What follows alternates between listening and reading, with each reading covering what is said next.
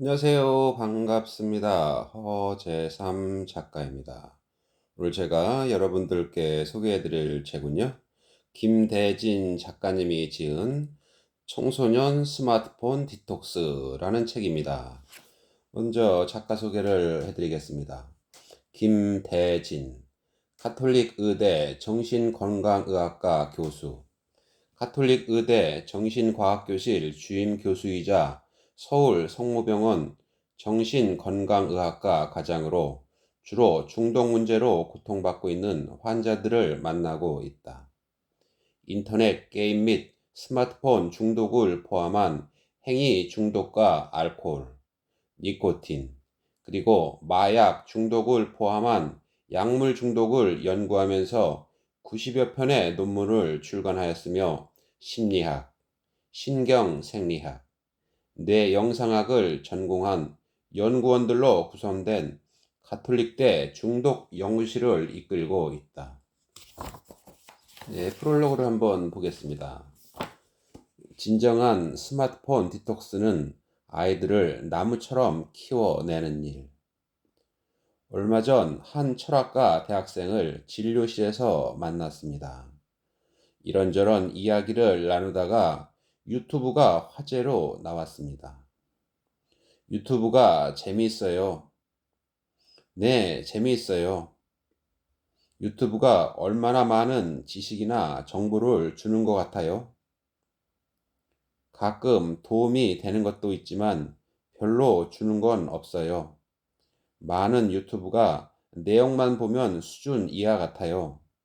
주의만 끌지 얻어갈 내용은 많지 않아요. 그런데 왜 보나요? 손쉽게 볼 수 있잖아요. 관심 있는 유튜브만 찾아서 볼 수도 있고요. 대학교 철학과 4학년이 자주 보는 유튜브는 초등학생이 보는 유튜브와 다르지 않았습니다. 물론 이를 일반화할 수는 없습니다. 유튜브가 좋다, 나쁘다를 말하는 것도 아닙니다. 다만 분명한 것이 있습니다. 유튜브에는 유튜브를 절제하도록 만드는 어떤 힘도 존재하지 않습니다. 그러니 나이를 떠나 비슷한 것을 보고 자꾸 빠져듭니다. 많은 사람이 정보와 지식을 알고자 유튜브를 시작합니다. 유튜브를 사용할 때 자신이 콘텐츠를 선택하는 것 같지만 사실은 그렇지 않습니다. 우리는 보이지 않는 손이 차린 음식, 즉 콘텐츠를 먹고 있을 뿐입니다. 추천 영상이라는 명목 아래 관련 콘텐츠를 제시한다지만 유튜브를 하다 보면 자신도 모르게 흥미 위주의 콘텐츠로 손이 가고 눈이 향합니다. 새로운 기술이 나타나면 세상은 우선 들뜹니다. 새 기술이 가져올 편리함과 긍정적 변화의 가능성에 한껏 부풀어 오릅니다. 이런 반응과 동시에 그 기술이 가져올 반작용도 떠올립니다. 스마트폰이라고 다르지 않습니다. 스마트폰은 이전 휴대폰과는 다른 차원으로 세상을 바꿔 놓았습니다. 모든 것이 이어진다라는 초연결을 가능하게 만드는 것도 스마트폰입니다. 2007년 6월 스티브 잡스를 최고 경영자로 둔 애플사가 만든 이후 스마트폰은 세상을 완전히 장악했습니다. 스마트폰의 긍정적인 요소는 많습니다. 쉽게 누구나 어디든 연결할 수 있고 더 많은 정보를 빠르게 얻을 수 있습니다. 다양한 기능을 구현한 덕분에 음악, 사진, 영상 등 다른 디지털 기기가 스마트폰 안으로 들어왔습니다. 스마트폰 하나만 있으면 굳이 다른 기기를 들고 다닐 필요가 없어졌습니다. 편리하고 직관적으로 사용할 수 있는 유용성까지 갖추었습니다. 반면 우리는 스마트폰에 과의존되어 가고 있습니다. 이것 없이 살지 못할 정도로 기기에 교착된 기묘한 상태에 빠져들었습니다.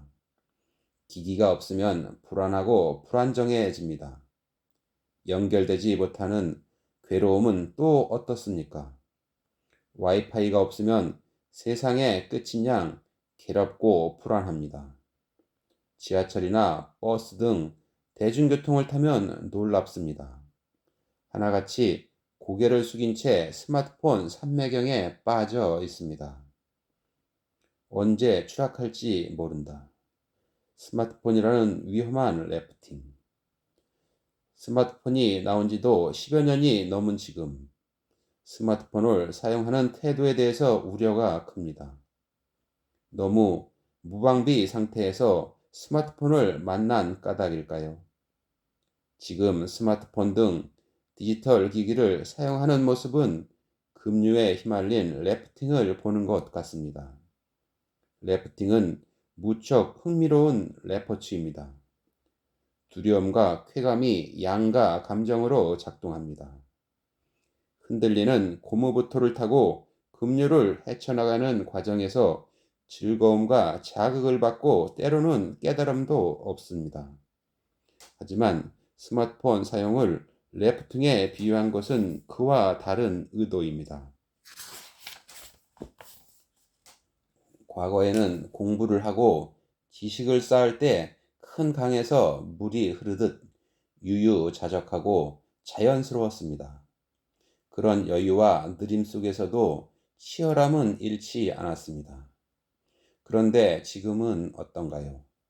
래프팅을 타듯 급류에 온통 신경을 쓰느라 다른 것은 보지도 생각하지도 못합니다. 빠르게 흘러가는 밖을 쳐다보느라 정작 내부 점검은 언감생심입니다. 이 래프팅에서 목폭포를 만난다면 어떨까요? 언제 추락할지도 모를 위험하고 허무한 래프팅입니다. 이 위험한 래프팅을 누가 멈출 수 있을지 모르겠습니다. 스마트폰 보급은 매우 빠른 속도로 이루어졌습니다. 지금 스마트폰 보급률은 95% 이상에 달할 정도입니다. 빠른 보급만큼이나 부작용도 나타나기 시작했습니다. 2010년대에 들어 본격적으로 스마트폰 가의존에 대한 각종 연구와 조사가 이루어지기 시작했습니다. 스마트폰은 이전의 휴대폰과 완전히 달랐습니다. 카메라, 게임 등 다양한 디지털 기기를 집어넣은 데다 어디서든 인터넷 연결이 가능하다는 점 때문에 스마트폰에 대한 의존은 점점 커졌습니다. 급기야 스마트폰 중독이라는 신종 행위 중독의 가능성까지 제기될 만큼 스마트폰은 일상을 잠식했습니다. 급류에 휘말린 래프팅처럼 스마트폰은 짜릿하고 자극적인 감각을 제공합니다. 우리나라뿐 아니라 세계 각국 정부나 의학계 등에서 스마트폰 과의존에 대한 심각성을 깨닫기 시작했습니다. 이와 관련한 연구를 수행하거나 특정 나이가 될 때까지 디지털 기기를 사용하지 못하게 하는 등 다양한 조치를 내놓고 있습니다. 중국은 정부 차원에서 치료센터를 만들기도 했습니다. 영국에서는 의원들이 나서서 페이스북, 인스타그램 등 SNS 중독을 일종의 질병으로 분류해야 한다는 보고서를 내놓았습니다. 이들은 하루 3시간 이상 소셜미디어를 사용하는 청년들이 그렇지 않은 사람보다 2배 이상 정신적 질환 증세를 보일 개연성이 있다고 지적했습니다. 이에 정부가 SNS 중독을 의학적으로 정의할 수 있는지 우선 파악하기 위한 연구를 지원해야 한다고 강조하기도 했습니다. 사실 흐르는 물을 억지로 막을 수는 없습니다. 거대한 댐을 구축하지 않는 이상 어렵습니다. 그렇다고 래프팅만 하고 있을 수는 없습니다. 스마트폰을 비롯하여 디지털 과의존은 개인 차원의 접근이 쉽지 않습니다. 의지만으로 시의 해결할 수 있는 문제도 아닙니다. 주변이 다 지뢰밭입니다. 마약이나 알코올 중독은 그것에 접근하지 않을 수만 있다면 힘들지만 치료가 가능합니다. 즉, 환경만 제대로 바꿔도 중독에서 벗어날 여지가 있습니다. 그러나 스마트폰은 다릅니다. 지금 세상은 스마트폰 없이 살 수가 없습니다. 음식을 비롯하여 생활의 모든 것이 스마트폰과 연결되어 있습니다. 스마트폰 좀 그만해. 아이들에게 내로남불 되지 않기를. 아이는 양육자의 거울입니다. 집안에 스마트폰에 매달리는 아이가 있다면 먼저 양육자 스스로 집에서 어떤 행동과 태도를 취했는지 살펴보아야 합니다. 스트레스를 푼다는 핑계로 집에서 늘 스마트폰을 붙잡고 있지는 않았을까요? 자신은 늘 스마트폰을 하면서 아이에게 못하게 했다면 요즘 말로 내로남불입니다. 가정에서 아이가 스마트폰에 매달리는 것을 막고 싶다면 양육자부터 솔선수범할 일입니다. 책을 보거나 취미활동을 하든지 달라진 양육자의 모습을 본다면 아이도 달라집니다. 스마트폰 과의존은 무엇보다 예방이 중요합니다. 일부 학교에서 예방교육을 하고 있지만 콘텐츠나 교육과정은 충분하지 않습니다. 초3이나 중3이나 내용에 별 차이가 없을 정도입니다. 스마트폰 과의존에 대한 심각성을 느낄 수 있는 실질적인 교육이 필요합니다. 어떤 양육자는 이렇게도 묻습니다. 초등학교 때까지는 스마트폰을 사용하지 않아도 괜찮았으나 중학교에 가니 아이 친구 모두가 스마트폰을 갖고 있어서 어떻게 해야 할까요? 스마트폰을 아예 사용하지 않도록 하는 것은 좋지 않습니다.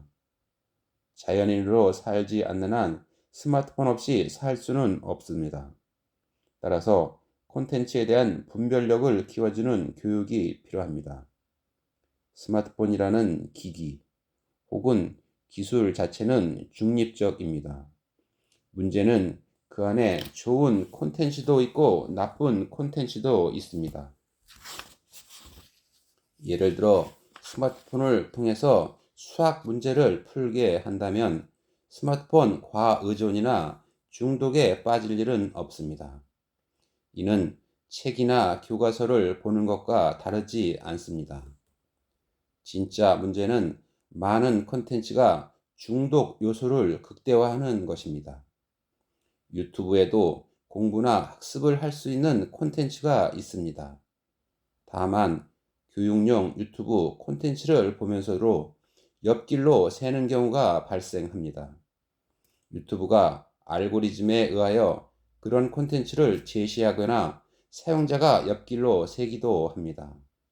그만큼 재미있고 자극적인 것이 유튜브에는 수두룩합니다. 그렇게 새길로 갔다가 계속 탐닉하는 경우도 비일비재합니다.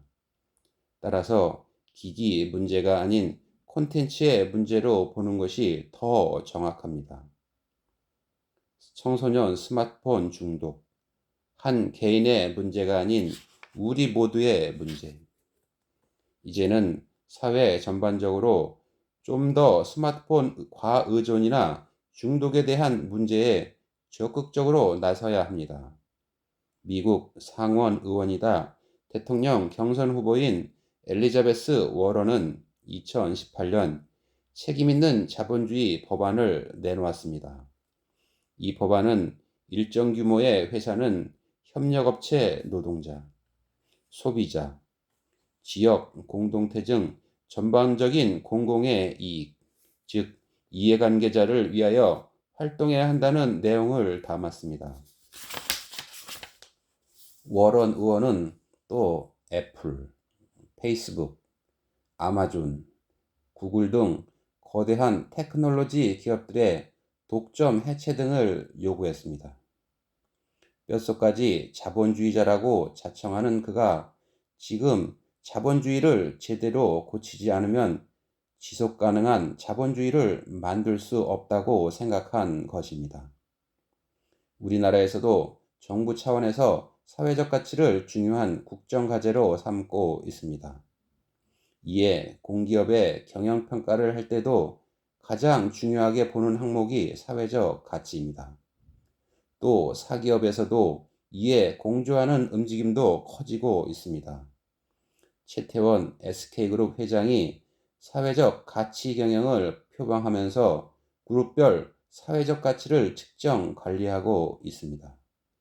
이제는 재무적 가치뿐 아니라 사회적으로 어떤 가치를 낳느냐가 중요하게 평가받는 시대로 향하고 있습니다. 스마트폰 중독을 개인의 문제로 치부해서는 안 됩니다. 우리 누구에게라도 닥칠 수 있는 일입니다. 우리 아이들과 세상을 나무처럼 키워내야 합니다. 나무는 숲을 살아 숨쉬게 합니다. 한 그루의 나무가 자라는 데는 오랜 시간이 걸리지만 나무들로 무성한 숲의 지속 가능성은 그만큼 높아집니다. 디지털과 인간의 관계도 마찬가지입니다. 서로 가치 있는 관계로 이어가려면 나무를 키우는 마음이 필요합니다. 이런 의미에서 진정한 스마트폰 디톡스란 아이를 나무처럼 키워내는 일과 같습니다. 아인슈타인은 이렇게 말했습니다. 과거와 같은 방식으로 지금의 문제를 해결할 수 없다. 지금 우리에게 닥친 문제를 과거의 잣대나 기준을 들이대서 풀고자 노력한다면 헛된 수고입니다. 지금 현상을 인정하고 이해하면서 서로 머리를 맞대고 협력할 때 우리는 답을 찾을 수 있습니다. 급류에 휩쓸려 절벽으로 떠밀리지 않으려면 보트에 탄 사람들은 각자 해야 할 역할을 수행하면서 힘을 합쳐야 합니다. 그럼 목차를 한번 보겠습니다. 1장, 우리 아이들이 위험하다. 스마트폰의 습격. 디지털 중독에 내몰린 청소년들. 2장, 스마트폰이 아이의 뇌를 아프게 한다. 디지털 과의존과 청소년기의 뇌. 3장, 외로운 아이가 스마트폰에 더 잘 빠진다. 디지털 과의존과 부정적 정서의 증가. 4장, 우리 아이 스마트폰 없이도 행복할 수 있을까? 자기 조절력이 높은 아이들의 특징. 5장, 행복한 가정, 즐거운 학교, 건강한 사회, 중독 사회에서 균형 사회를 향하여. 그럼 본문으로 한번 들어가 보겠습니다. 1장, 우리 아이들이 위험하다. 스마트폰의 습격. 디지털 중독에 내몰린 청년들. 우리의 삶은 시간으로 이루어져 있고 시간은 신이 준 선물이니 선하고 유익한 일에 써야 한다. 많은 젊은이들이 인터넷과 스마트폰을 하는 일에 많은 시간을 낭비하는 것 같다. 이런 활동은 삶의 질을 향상시키기도 하지만 무엇이 정말 중요한 것인지에 대한 관심을 빼앗아 간다. 프란치스코 교황, 바티칸 성 베드로 성당 연설, 2014년 8월 5일. 사각의 프레임에 갇힌 아이들. 아침에 일어나는 것이 너무 힘들다. 엄마가 나를 들들 볶으며 깨운다. 억지로 일어나지만 정신은 멍한 상태다. 매일 아침이면 짜증부터 난다. 넋은 나가 있고 시체나 다름없다. 왜 시간에 맞춰 일어나고 학교를 가야 하는지 모르겠다. 어제도 밤을 새우다시피 스마트폰을 했다. 스마트폰으로 밤을 하얗게 지새운 학생에게 물었습니다. 너에게 스마트폰은 어떤 의미니? 생명줄이라는 답변이 나왔습니다. 오늘 저는 여기까지 소개해드리고요. 다음 시간에 새로운 책을 가지고 찾아뵙겠습니다. 감사합니다.